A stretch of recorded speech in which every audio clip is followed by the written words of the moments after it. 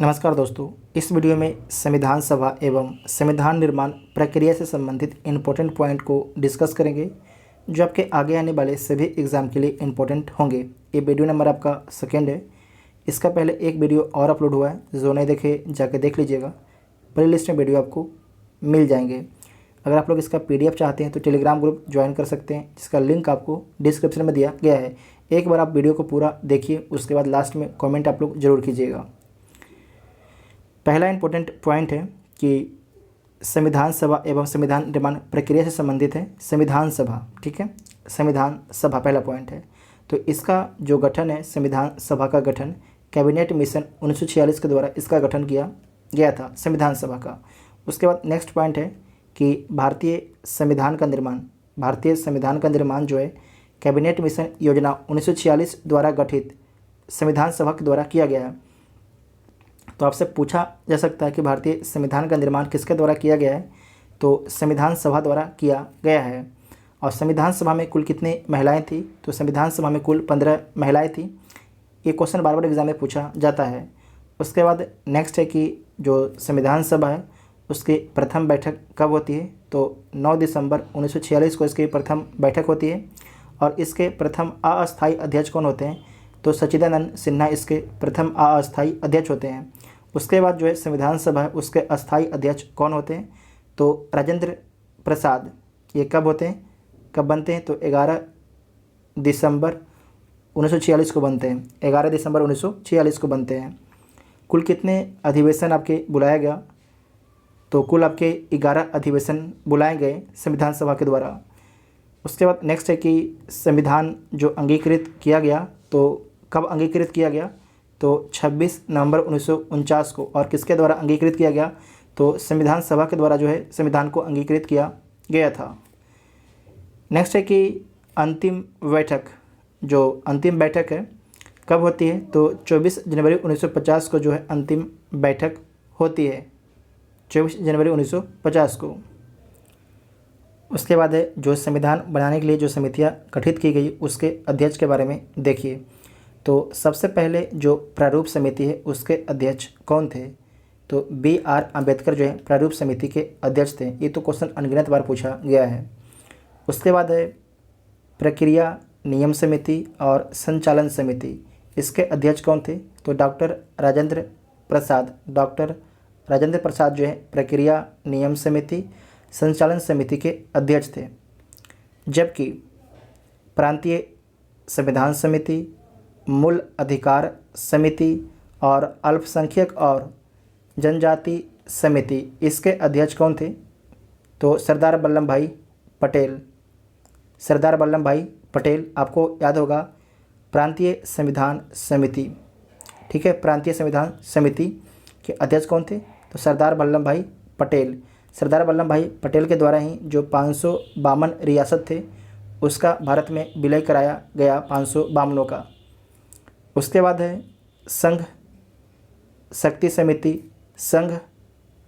समिति और संघीय संविधान समिति, इन दोनों का अध्यक्ष कौन थे, तो भारत के प्रथम प्रधानमंत्री जवाहरलाल नेहरू जो हैं, संघ उस समय प्रधानमंत्री नहीं बने थे, तो संघ शक्ति समिति और संघीय संविधान समिति के अध्यक्ष कौन है, तो जवाहरलाल नेहरू थे।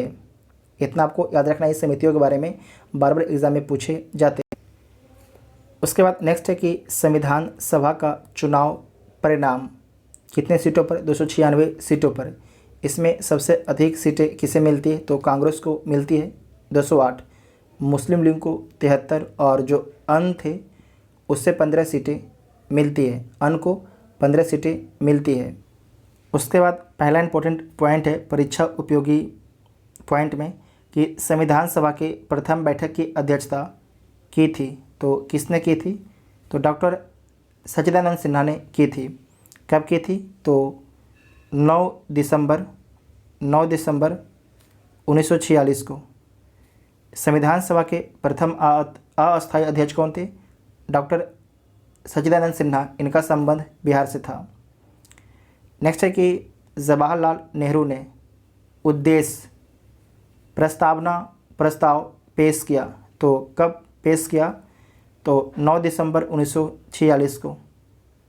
संविधान सभा के लिए चुनाव हुआ, तो जुलाई अगस्त 1946 में जो है संविधान सभा के लिए चुनाव हुआ। अंतरिम सरकार का गठन किया गया, तो जो अंतरिम सरकार है उसका गठन कब किया गया था? तो 2 सितंबर 1946 को अंतरिम सरकार का गठन किया गया था। भारतीय संविधान लागू कब होता है? तो 26 जनवरी 1950 को भारतीय संविधान लागू होता है। और संविधान सभा में कुल कितने सदस्य थे? तो संविधान सभा में कुल 389 सदस्य थे। कितने? 389 सदस्य थे। उसके बाद नेक्स्ट है प्रारूप समिति। प्रारूप समिति जिसके अध्यक्ष कौन थे? तो BR अम्बेडकर। इसका गठन कब होता है? तो 29 अगस्त 1947 को इसका गठन किया जाता है। और कुल सदस्य कितने होते हैं? तो 7 होते हैं, अध्यक्ष समेत। ध्यान रखिएगा, अध्यक्ष समेत 7 मेंबर होते हैं। इसके अध्यक्ष कौन होते हैं? BR अम्बेडकर। और इसके सदस्य कौन कौन होते हैं? तो N गोपाल स्वामी अयंगर, नोट कीजिएगा, पूछा जाता है। अल्लादी कृष्ण स्वामी अय्यर, KM मुंशी, मोहम्मद सादुल्लाह, BL मित्र एवं DP खेतान जो हैं इसके सदस्य थे। बाद में आपको नोट करना है कि BL मित्र के स्थान पर जो हैं N माधव राव आते हैं। कौन आते हैं? N माधव राव आते हैं। और जबकि DP खेतान के स्थान पर TT कृष्णमाचारी आते हैं। ठीक है, नोट कीजिएगा, पूछा जाता है। उसके बाद नेक्स्ट है कुछ परीक्षा उपयोगी इम्पोर्टेंट पॉइंट है। तो संविधान सभा के सदस्य निर्वाचित किए गए, तो आपको नोट करना है प्रति 10 लाख व्यक्तियों पर एक प्रतिनिधि चुना गया। 10 लाख पर एक प्रतिनिधि चुने गए थे संविधान सभा में। कैबिनेट मिशन के सदस्य थे, तो आपसे पूछा जाएगा इसमें कि कैबिनेट मिशन के कौन सदस्य नहीं थे, तो नोट करना है कैबिनेट मिशन के सदस्य थे Pethick Lawrence, Stafford Cripps, AB Alexander. तीनों नाम याद रखिएगा। संविधान सभा कांग्रेस थी और कांग्रेस भारत किसके द्वारा बोला गया? तो किसके द्वारा बोला गया था? ग्रैनविले ऑस्टिन के द्वारा बोला गया था।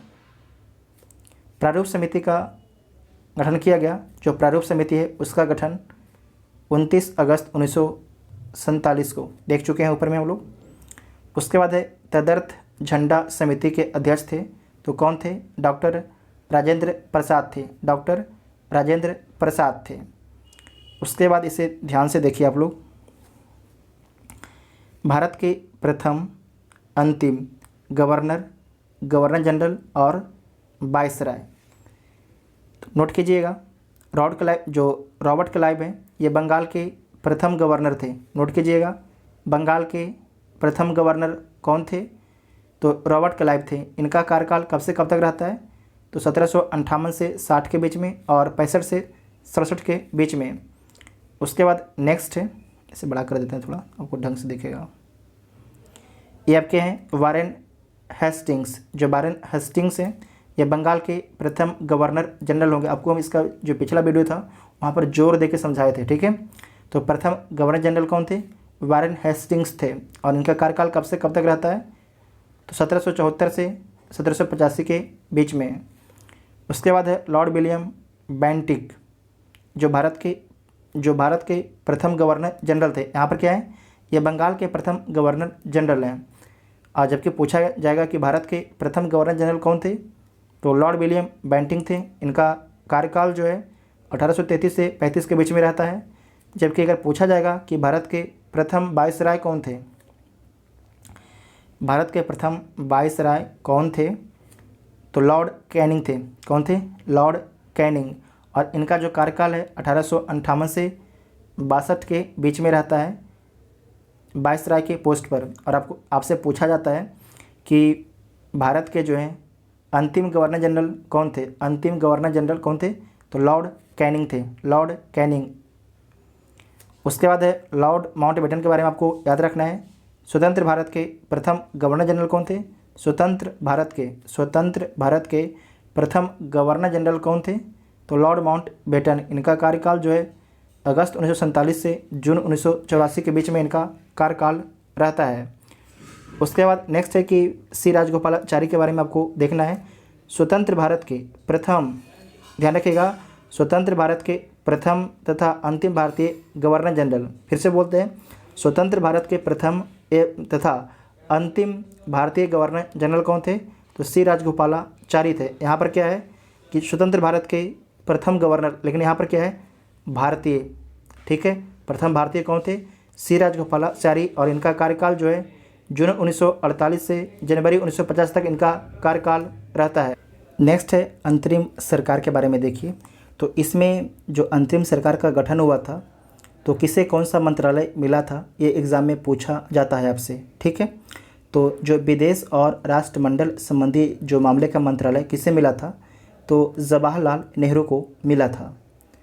सूचना एवं प्रसारण तथा गृह मंत्री, जो गृह मंत्रालय था वो किसे मिला था?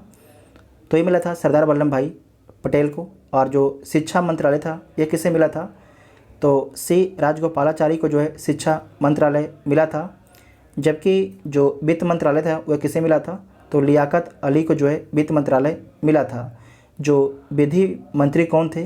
तो जो विधि मंत्रालय मिला था वो जोगेंद्र नाथ मंडल को मिला था। और उसके बाद जो आपके रेल मंत्रालय है वो किसे मिला था? तो आसफ़ अली को। किसे मिला था? आसफ़ अली को। उसके बाद है खाद्य एवं कृषि मंत्री कौन थे? तो डॉक्टर राजेंद्र प्रसाद, डॉक्टर राजेंद्र प्रसाद। उसके बाद है कार्य, खनन एवं शक्ति मंत्रालय किसे मिला था? तो डॉक्टर CH भाभा को। और रक्षा मंत्रालय किसे मिला था? तो बलदेव सिंह को मिला था रक्षा मंत्रालय। उसके बाद है वाणिज्य मंत्रालय किसे मिला था? तो I चुंदरीगर को, I चुंदरीगर को जो है वाणिज्य मंत्रालय मिला था। इसके बाद जो हम लोग का अगला वीडियो आएगा उसमें संविधान का स्रोत से संबंधित अगला वीडियो रहेगा। तो आप लोग को वीडियो कैसा लगा आप लोग कमेंट करके ज़रूर बताइएगा। Thank you.